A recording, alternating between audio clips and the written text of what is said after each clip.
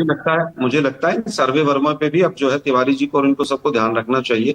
BJP की बड़ी पैनी नजर है, किसी के ऊपर भी एफआईआर कर देते हैं। तो तिवारी साहब से मैं कहना चाहूंगा कि जो भी आंकड़े वांकड़े दें अपना घुमा फिरा के गोलमोल करके दें।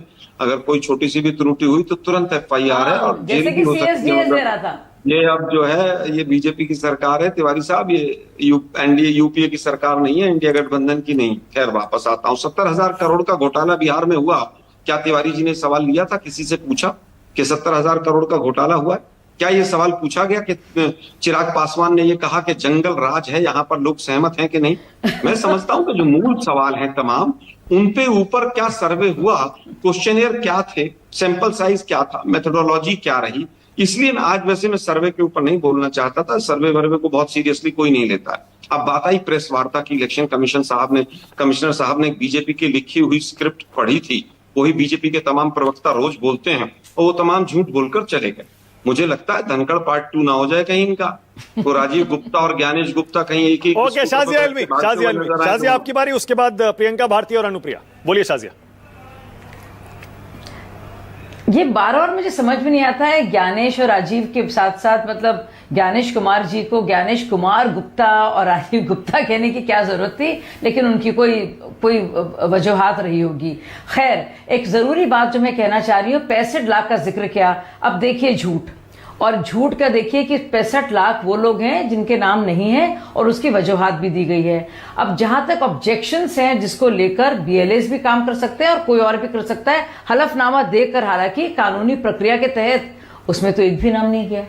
तो अगर आपको वाकई में यकीन है कि 65 लाख लोग का पलायन नहीं हुआ है, माइग्रेशन और जगह पे नहीं हुआ है, वो बाकायदा जिंदा हैं, तो बजाय जाकर पीपली लाइफ करने के लिए आप जाइए और कानूनी प्रक्रिया के तहत हलफनामा दीजिए। शाजिया, मुख्यमंत्री कौन बनेगा बिहार का चुनाव के बाद? तो आपका 1 करोड़ का आंकड़ा आया है, उससे 65 लाख डाल दिया।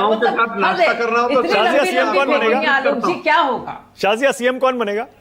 मैंने आपसे कितनी बार कहा, मैंने कितनी बार आपसे कहा कि इस पे मैंने 3 बार कहा है, मैं चौथी बार कह दूं, आप 20 बार पूछेंगे, मैं 20 बार जवाब दूंगी। हमारे ये पूरा इलेक्शन नीतीश कुमार जी के अधीन लड़ा जा रहा है, वही हमारे ब्रेकिंग न्यूज है भाई मानक जी, आज और इंशाल्लाह एक बार फिर से होंगे।